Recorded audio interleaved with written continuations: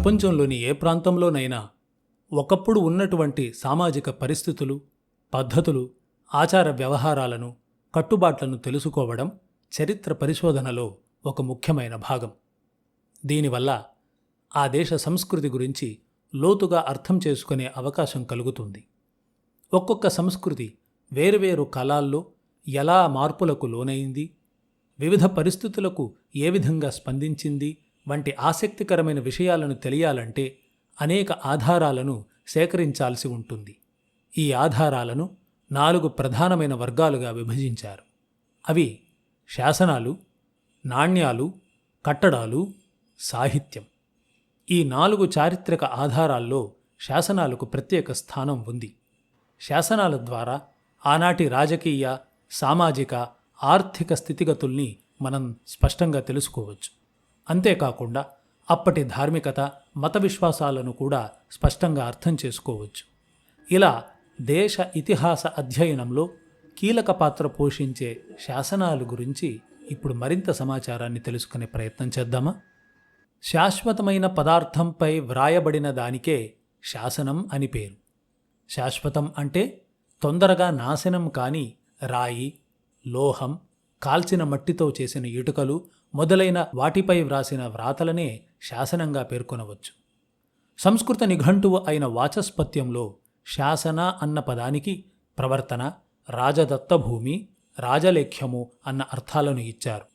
చక్రవర్తులు, సామంతులు, దండనాథులు, రాణులు మొదలైన పరిపాలక వర్గానికి చెందినవారు తాము సాధించిన విజయాలు, ఘనకార్యాలు, దానాలను అందరికీ తెలియజేయాలన్న ఉద్దేశంతో శాసనాలను వేయించేవారు. అంతేకాదు, కొన్ని పాలనాపరమైన నిర్ణయాలను, కొత్తగా విధించిన పన్నులను లేదా వేసిన పన్నులను రద్దు చేసేటప్పుడు ప్రజలకు తెలియజేయడానికి శాసనాలను వ్రాయించేవారు.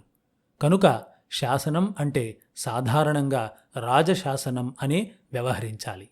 ఈ శాసనాలను వ్రాయడానికి ప్రత్యేకంగా నిపుణులు ఉండేవారు. వారి వృత్తిని లేఖ్యకరణం అని పిలిచేవారు. శాసనం ఎలా వ్రాయాలి, ఎందుకు వ్రాయాలి, ఎవరు వ్రాయించాలి అనే అంశాలను తెలిపే యాజ్ఞవల్క్య స్మృతి ఒకటి ఉంది. ఈ స్మృతిలో దత్వా భూమిం నిబంధం వా కృత్వా లేఖ్యం తు కారయేత్ ఆగామి భద్ర నృపతి పరిజ్ఞానాయ పార్థివః. ఒక రాజు భూమిని దానం చేసినా లేక ఒక కొత్త నిబంధనను విధించినా ఆ విషయాలు తన తర్వాత రాబోయే రాజులకు తెలియజేయడం కోసం శాసనాన్ని వ్రాయించాలని యాజ్ఞవల్క్యుడు చెప్పాడు. పటేవా తామ్రపట్టేవా స్వముద్రోపరిచిహ్నితం అభిలేఖ్యాత్మనో వంశానాత్మానాం చ మహీపతే. వస్త్రంపై గాని లేదా రాగిరేకుపై గాని రాజు తన శాసనాన్ని రాయించాలి. శాసనం పైభాగంలో తన రాజముద్రను ముద్రించాలి. తరువాత తన పూర్వీకుల గురించి ప్రస్తావించాలి. తన గురించి కొంత చెప్పుకోవాలి అని యాజ్ఞవల్క్యుడు సూచించాడు. ప్రతిగ్రహ పరీమాణం దానచ్ఛేదోపవర్ణనం స్వహస్తకాల సంపన్నం శాసనం కారయేత్ స్థిరం. తన పూర్వీకుల వివరాలు తన గురించి చెప్పుకున్న తరువాత దాన వివరాలు లేదా నిబంధన వివరాలను చెప్పాలి. ఒకవేళ చేస్తున్నది దానమైతే ఆ దానం యొక్క వివరాలను పూర్తిగా చెప్పాలి. శాసనం వేయిస్తున్న కాలాన్ని తప్పకుండా పేర్కొనాలి. చివరలో తన చేవ్రాలును అనగా సంతకాన్ని చేయాలని యాజ్ఞవల్క్యుడు పేర్కొన్నాడు. భారతదేశంలోని అన్ని ప్రాంతాలలోనూ ఇప్పుడు ఉదహరించిన యాజ్ఞవల్క్య స్మృతికి అనుగుణంగానే శాసనాలను తయారు చేయించి ఉండడం ఒక విశేషం. వేరువేరు భాషలు, సంప్రదాయాల భిన్నత్వంతో నిండి ఉన్న ప్రాచీన భారతం ఈ విధంగా స్మృతి, శృతుల ద్వారా ఏకత్వాన్ని పొంది ఉండింది అనడానికి ఈ శాసన రచనా శైలి ఒక చక్కటి ఉదాహరణ. భారతదేశపు గొప్ప చక్రవర్తులలో ఒకడైన చంద్రగుప్త మౌర్యుని గురువైన చాణక్యుడు కూడా శాసన విధి అన్న పుస్తకాన్ని వ్రాసినట్టు చెప్పుకున్నాడు. ఇందుకోసం తాను ఎన్నో ప్రాచీన శాస్త్రాలను పరిశోధించినట్టుగా కూడా పేర్కొన్నాడు. మితాక్షర వ్యాఖ్య అన్న ప్రాచీన గ్రంథం శాసనాల రచనలో ఉండాల్సిన లక్షణాలను వివరించింది. అర్థక్రమం, సంబంధం, పరిపూర్ణత, మాధుర్యం, ఔదార్యం, స్పష్టత అనే 6 లక్షణాలు శాసన లేఖనంలో తప్పనిసరిగా ఉండాలని మితాక్షర వ్యాఖ్య చెబుతోంది. వ్యాస భగవానుడే రచించాడు అని ప్రసిద్ధి చెందిన శబ్దకల్పద్రుమం అనే గ్రంథంలో ఒక శ్లోకం ద్వారా ప్రాచీన కాలంలో శాసనాలను వ్రాసే తీరును మనం తెలుసుకోవచ్చు. పాండులేఖ్యేన ఫలకే భూమౌ వా ప్రథమం లిఖేత్ ఊనాధికం తు సంశోధ్య పశ్చాత్ పత్రే నివేశయేత్. అంటే శాసనాన్ని వ్రాసే ముందు శుద్ధ ముక్కతో రాయిపై గాని లేదా మట్టిపై కానీ వ్రాసుకోవాలి. లేఖనంలోని తప్పులను ఎక్కువ తక్కువలను క్షుణ్ణంగా పరిశీలించి సరిచేసుకోవాలి. ఆ తరువాతే శాసనాన్ని వ్రాయించాలని వ్యాసుడు సూచించాడు. దీనివల్ల పూర్వకాలంలో శాసనాన్ని వ్రాయడానికి ముందు చాలా జాగ్రత్తలు తీసుకునేవారని స్పష్టంగా తెలుస్తోంది.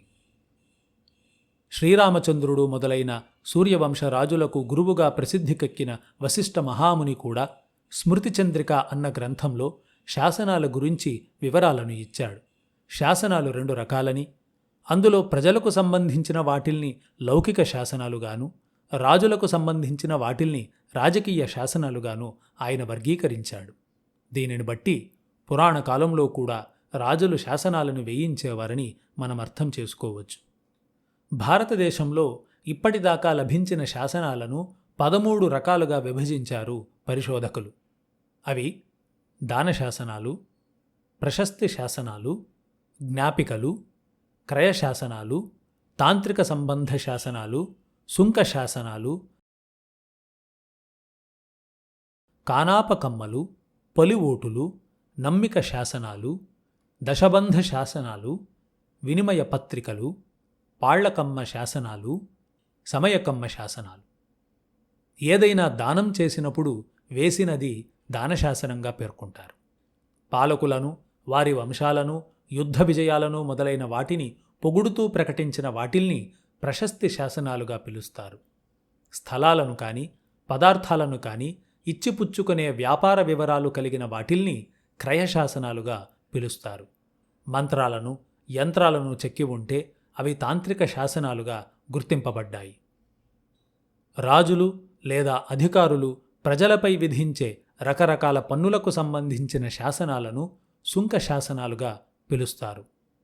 పన్ను రద్దుకు సంబంధించిన వాటిల్ని కూడా సుంక శాసనాలుగానే పిలుస్తారు.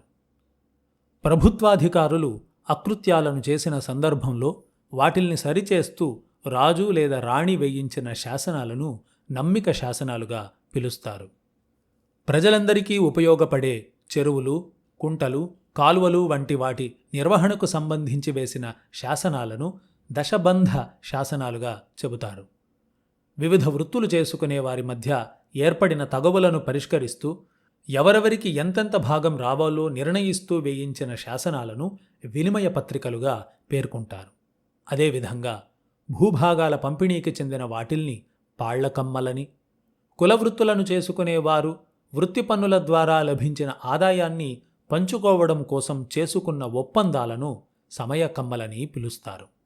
ఇలా ఒక్కొక్క కార్యానికి సంబంధించి ఒక్కొక్క రకమైన శాసనాలను వేయించే ప్రక్రియ భారతదేశంలో ప్రాచీన కాలం నుంచి ఉంది. ఈ రకరకాల శాసనాలను క్షుణ్ణంగా పరిశీలించినప్పుడే మన దేశ చరిత్ర మనకు సంపూర్ణంగా అర్థమవుతుంది. మన దేశంలో ఇప్పటి వరకు లభించిన ప్రాచీన శాసనాలలో కేవలం 40% వరకు మాత్రమే చదివి, పరిష్కరించి, ప్రచురించారని పరిశోధకులే చెబుతున్నారు. అంటే మన దేశ సంస్కృతి, సంప్రదాయాలు, ప్రాంతీయ ఆచార వ్యవహారాలపై మనం ఇప్పటిదాకా తెలుసుకున్నది ఒక నీటిబొట్టు వంటిది మాత్రమే. తెలుసుకోవలసినది సముద్రమంత ఉంది. కాబట్టి పరిష్కారానికి నోచుకోకుండా మిగిలిపోయిన శాసనాలను అధ్యయనం చేయాల్సిన బాధ్యత పెద్దవాళ్ల మీదే కాదు, యువతరంపై కూడా ఉంది. కనుక చరిత్ర పట్ల, శాసనాలు, రకరకాల ప్రాచీన భాషలను నేర్చుకోవడం పట్ల యువతరం ఆసక్తిని చూపించాలి. మన పూర్వీకుల గురించి మరిన్ని కొత్త విషయాలను సమాజానికి అందించగలగాలి. శాసనాల గురించి అన్వేషి రూపొందించిన ఈ పరిచయ కార్యక్రమం చరిత్ర పట్ల, శాసనాల పట్ల ఆసక్తిని పెంచుకునే విధంగా యువతరాన్ని మెప్పిస్తుందని, ఒప్పిస్తుందని మేము ఆశిస్తూ ఉన్నాం.